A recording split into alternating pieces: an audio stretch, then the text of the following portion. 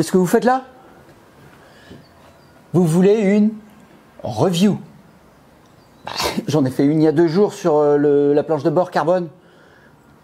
Ah oui, c'est vrai, j'ai un peu de retard. Bon, on va en faire une. Ben ouais, je sais, j'ai un petit peu de retard. Je vous avais promis une review sur un HUD, un Head-Up Display, c'est-à-dire un affichage tête haute. Autosonus m'a envoyé celui-là. Je vous l'avais présenté succinctement dans une vidéo précédente. Le souci, c'est que Autosonus ne vend plus cet article. Pour la bonne et simple raison, c'est qu'ils ont eu beaucoup de retours suite à une mise à jour du firmware. Eh ben, ça ne fonctionnait plus. On va pas parler de celui-là dans cette vidéo. Malgré tout, je vais essayer de le brancher. Et si ça fonctionne, eh ben, je vous le ferai gagner. En attendant, je vous présente l'affichage tête haute d'Autosonus version 2.0. Vous savez que j'avais eu celui-là où vous pouviez mettre le téléphone dessus. J'ai reçu encore ce carénage-là pour pouvoir brancher... Trop de bordel ici. Pour pouvoir brancher celui-là. Alors pourquoi remplacer celui-là par celui-là? Eh bien parce que tout simplement celui-là pivote et va pouvoir vous laisser apparaître un affichage tête haute au choix quand vous ne chargez pas votre téléphone par exemple. C'est pivotant. Allez, on se voit après le jingle.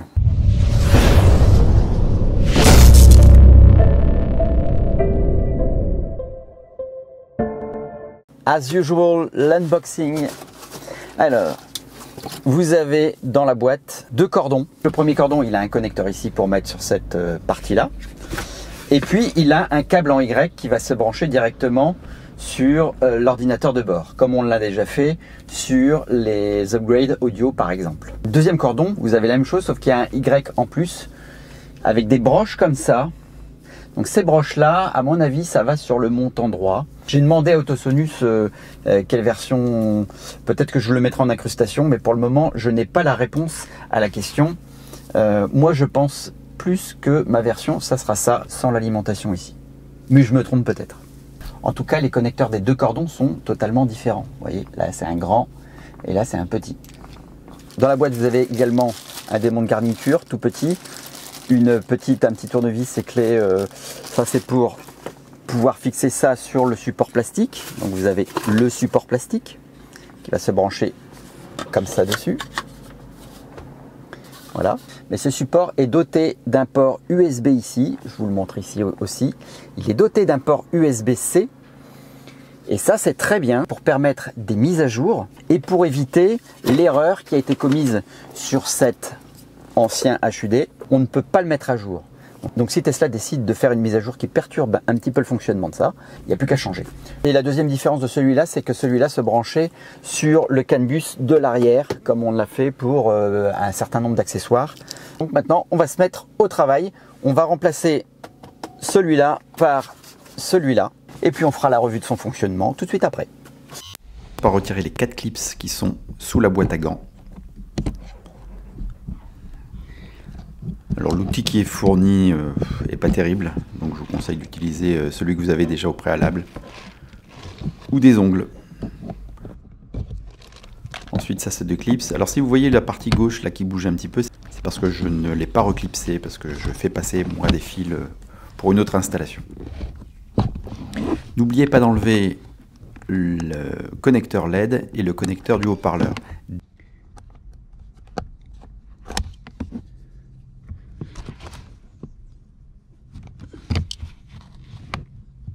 Délicatement parce que moi je l'ai cassé, vous allez voir, ça fait très longtemps que je l'ai cassé. Et une fois que vous avez enlevé cette plaque, vous voyez l'ordinateur de bord. Et voilà, ce connecteur gris, c'est pas le premier blanc que vous voyez, c'est celui qui est au-dessus. On va, avant de le débrancher, couper l'alimentation, attendre que le véhicule se mette en veille. Donc là j'ai mis le fil, le câble en Y. On enlève ces 2 habillages là, ça s'enlève très facilement, ça se décrispe très facilement.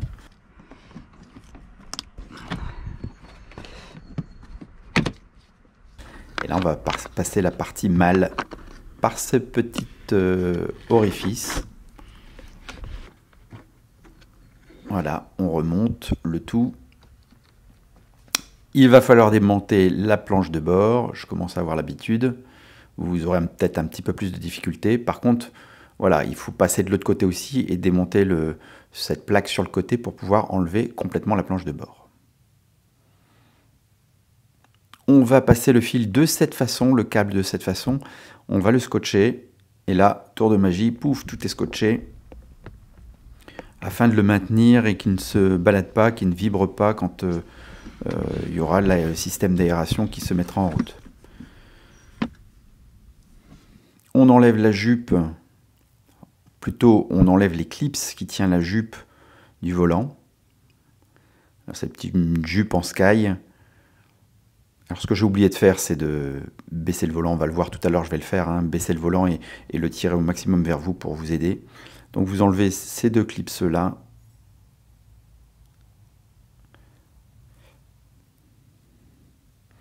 Une fois cela fait, alors il faut enlever une vis qui est en dessous. Moi je ne l'ai pas remise, donc je vous montre qu'il faut enlever la vis. Alors pas avec cet outil, prenez un tournevis, hein, c'est beaucoup plus simple. Donc vous avez une petite vis à enlever. Et une fois que c'est enlevé, vous pouvez séparer les deux parties.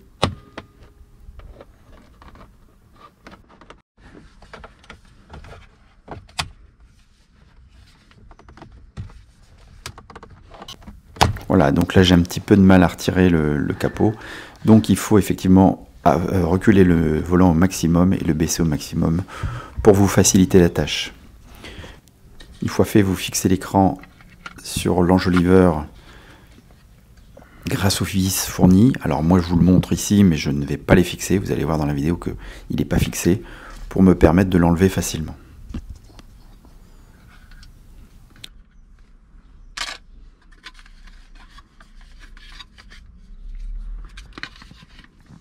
Vous passez le câble bien sûr dans l'orifice, tout à gauche.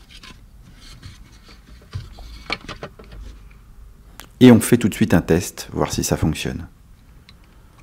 Parce que si ça ne fonctionne pas, ben, il faut voir l'origine du problème. Donc ça s'allume, ça fonctionne.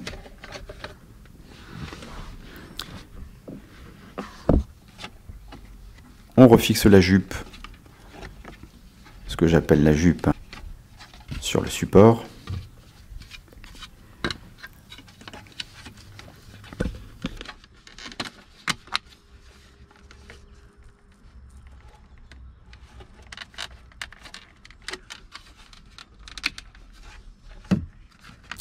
Et délicatement, on fait attention que les clips sont bien alignés.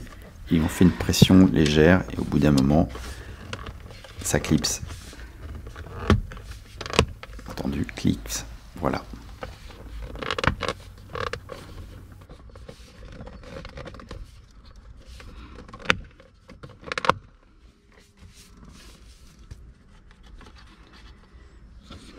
Alors moi je mets cet écran, mais théoriquement il devrait déjà être posé puisque vous avez mis les vis.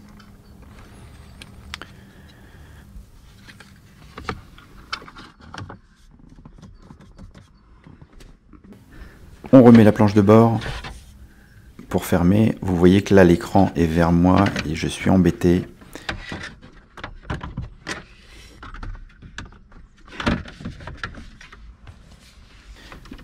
Et je suis embêté pour le remettre. Donc il faut faire pivoter.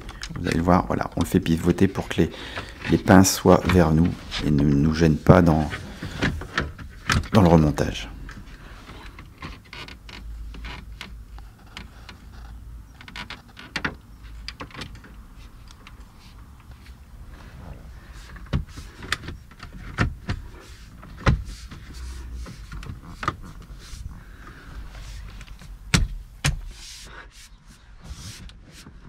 Voilà le travail terminé.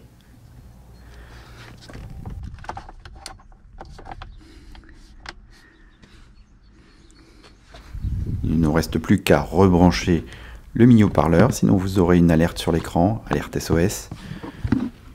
La LED. Donc nous voici au volant, prêts à essayer ce chargeur QI et affichage tête haute en même temps. Constate tout de suite, le jour est un petit peu tombé. Ici, je vois que je suis en phare, alors que sur l'écran principal, je suis en feu de croisement. et je suis réellement en feu de croisement. Donc il y a un petit souci déjà là de reconnaissance. Je pense qu'une mise à jour est nécessaire, d'où l'intérêt de ce dont je vous ai parlé concernant le port USB-C qui est là pour pouvoir mettre l'écran à jour en fonction des mises à jour de Tesla. On va partir, donc là j'ai les feux de position qui sont allumés, vous voyez que je suis en neutre. Le SOC est à 50%, c'est bien 50% qui est indiqué ici. Alors vous ne le voyez peut-être pas à l'écran, je vais tourner légèrement. 50% ici aussi. Je mets mon clignotant, le clignotant fonctionne.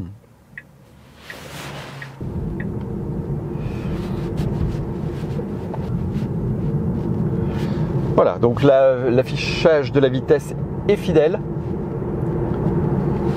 Vous voyez qu'ici j'ai le petit autopilote qui est apparu, je peux déclencher l'autopilote, il devient bleu et donc m'indique que je suis en autopilote actuellement.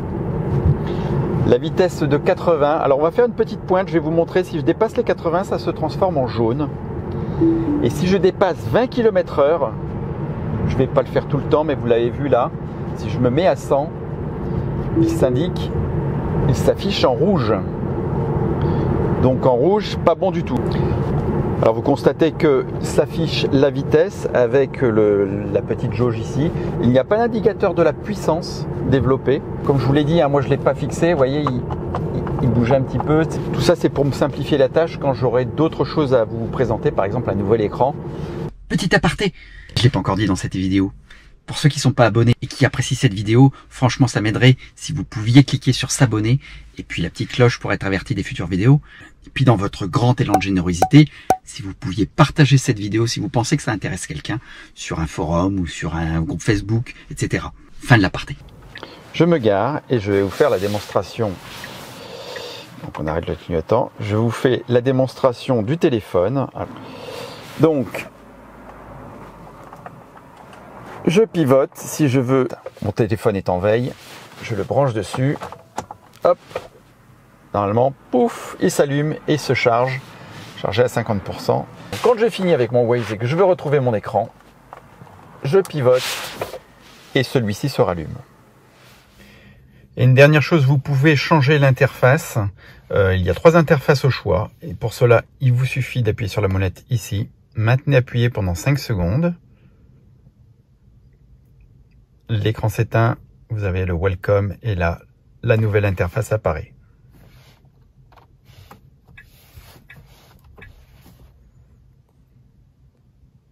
Personnellement, je préfère la première, je rappuie dessus, j'attends 5 secondes, ça redémarre et ma première interface apparaît. Je pense également que c'est grâce à cette molette qu'on va pouvoir faire une mise à jour par le biais du port USB qu'il y a sur le côté. Alors, vous voulez peut-être savoir maintenant ce que je pense de cet accessoire. Honnêtement, la qualité de l'écran est vraiment très bonne. On voit pas les pixels. Franchement, c'est des belles couleurs, une belle finition. L'ensemble aussi est en belle finition. Et oui, panne de batterie, mais rassurez-vous, c'est la batterie de la GoPro. Alors j'en étais où? Ah oui, donc bonne qualité de fabrication, sincèrement, des belles couleurs. C'est un accessoire qui plaira pas à tout le monde.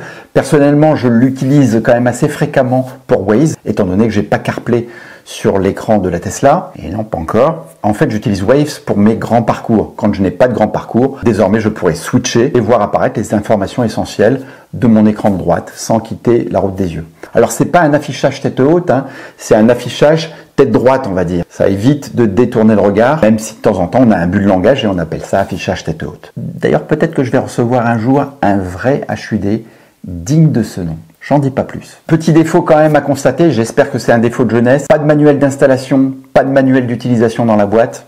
Et puis une version qui a été buggée par la précédente mise à jour de Tesla. Donc une mise à jour est à effectuer. J'ai contacté Autosolus. Ils ne m'ont toujours pas envoyé la version de correction. Mais il y a fort à parier que si vous le commandez aujourd'hui, la mise à jour sera déjà préinstallée. Et d'ailleurs, si vous voulez commander cet accessoire, le lien est en description de la vidéo avec peut-être un code Tesla Steph qui fonctionnera pour une réduction. Mais ça, c'est pas sûr, ça dépend des moments. Dans une prochaine vidéo, je comparerai les Aero Wheels U-Turbine par rapport à celles d'origine. Je parle là de test d'efficacité sur route. Dans une autre, je remplacerai les catadioptres arrière du pare-choc arrière par des feux actifs. Et enfin, je dois recevoir également 2 accessoires de chez Hansho, notamment des écrans pour les places arrière. Les pouces bleus, comme vos batteries, restez très positifs, prenez soin de vous. Ciao, ciao!